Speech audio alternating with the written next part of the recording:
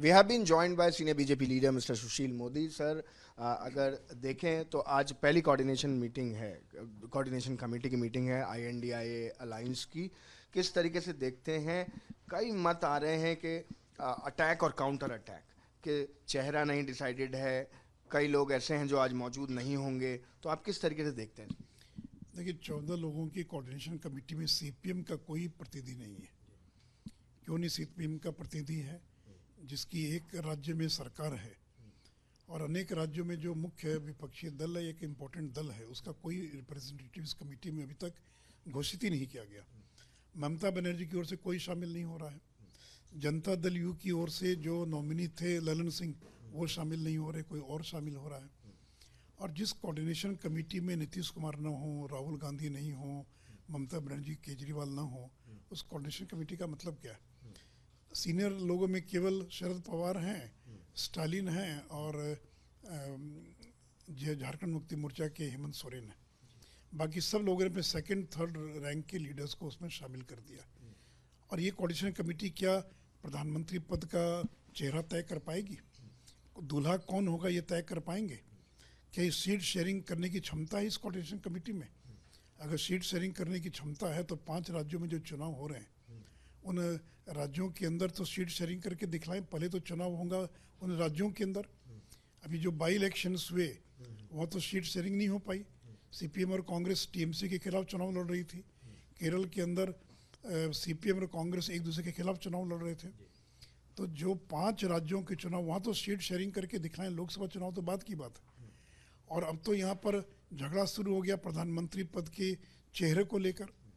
तो कोई नीतीश कुमार का नाम प्रमोट कर रहा है, कोई राहुल गांधी का नाम प्रमोट कर रहा है, कोई और नाम प्रमोट कर रहा है। तो ये कोऑर्डिनेशन कमेटी जो है ये कोई निर्णय लेने वाली कमेटी नहीं है, केवल एक दिखावे के लिए कमेटी है। बहुत होगा तो कोई रैली वगैरह की डेट तय कर सकते हैं, स्थान तय कर सकते हैं, लेकिन ये प्रधानमंत्री का चेहरा कौन होगा, सीट शेयरिंग क्या होगी, जो सबसे क्रूशियल चीज़ है, ये निर्णय लेने की क्षमता इस कमेटी में नहीं है।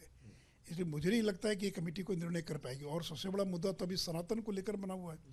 DMK आज की बैठक में शामिल है। अभी तक राहुल गांधी, सोनिया गांधी, नीतीश कुमार किसी ने भी सनातन को जो गालियां दी जा रही है उसको कंडेम नहीं किया है। इसका मतलब है कि ये लोग खड़े हैं, उनके पक्ष में खड़े हैं ये लोग। जो सनातन पर जो बयान आए हैं, कल भी उनके एक मंत्री का बयान आया है, ए रजा का जो बयान आ रहा है, उदयनिधि ने तो अपने पोस्ट पर ये जो मस्कीटो रेपेलेंट है उसका फोटो डाल दिया। तो जो लोग खुलेआम सनातन को गालियां दे रहे हैं उनको कंडेम करने की भी इनकी हिम्मत नहीं है। आज की मीटिंग में लगता है सनातन पे कुछ फैसला ले पाएंगे? क्या एजेंडा रहेगा? क्योंकि इंतजार कीजिए। जैसा आपने कहा सर, DMK के एक मंत्री ने तो कह दिया कि अलायंस ही इसलिए हुआ है क्योंकि सनातन को रोक। इसलिए कहा कि इसलिए उस बयान को कंडेम करें, लेकिन लगातार जो DMK बयान दे रही है और उस बयान को आज तक न तो कंडेम किया, न अपना कोई स्टैंड लिया। अभी तक राहुल गांधी, सोनिया गांधी, किसी का बयान नहीं आया। सेकंड थर्ड रैंक के लीडर्स के बड़े कंफ्यूजिंग बयान आ रहे हैं। तो इसलिए क्या ये अलायंस सनातन के खिलाफ में तैयार किया गया, ये तो DMK के मंत्री बोल रहे हैं। तो इन सारी बातों पर भी देखें, शाम तक इंतजार करें क्या करती है इंडियन अलायंस। लेकिन मुझे नहीं लगता है कि ये इंडिया अलायंस कोई महत्वपूर्ण निर्णय लेने की क्षमता इस कमेटी में ही नहीं।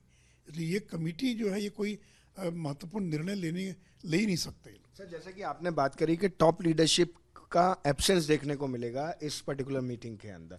अभिषेक बनर्जी के लेके अगर कहा जाए तो बयान अभी तक ये आ रहे हैं कि आज उनको ED ने बुलाया, कुछ जांच पड़ताल उसमें होनी है, कुछ इन्वेस्टिगेशन का पार्ट है, लेकिन कुर्सी हम खाली रखेंगे। और क्योंकि जैसे कि हमेशा मोदी गवर्नमेंट को टारगेट करा गया है कि इन्वेस्टिगेशन के नाम पे ED एजेंसीज या ED को लेके, तो वही एक मुद्दा उसमें कहा जा रहा है। और कहा जा रहा है कि ये हमारी अलायंस से घबराहट है, लेकिन हम कुर्सी खाली रखेंगे और सिंबल देंगे।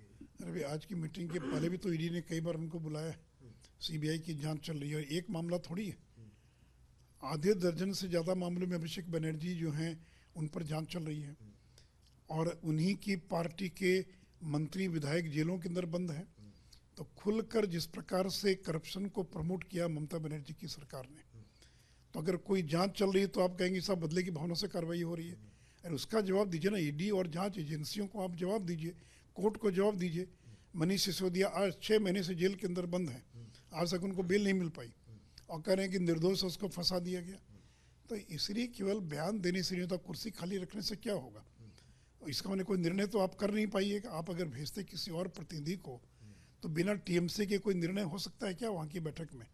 बिना सीपीएम के कोई निर्णय हो सकता है क्या? तो इसलिए ये निर्णय लेने वाली कमेटी नहीं है। इसलिए देखिए, आज शाम तक इंतजार कीजिए, चेहरे को लेकर, सीट शेयरिंग को लेकर, सनातन को लेकर ये क्या निर्णय लेते हैं, हम उसका इंतजार करेंगे। Thank you so much for talking to us. With video journalist Hitesh, I am Anuj, and this is Republic.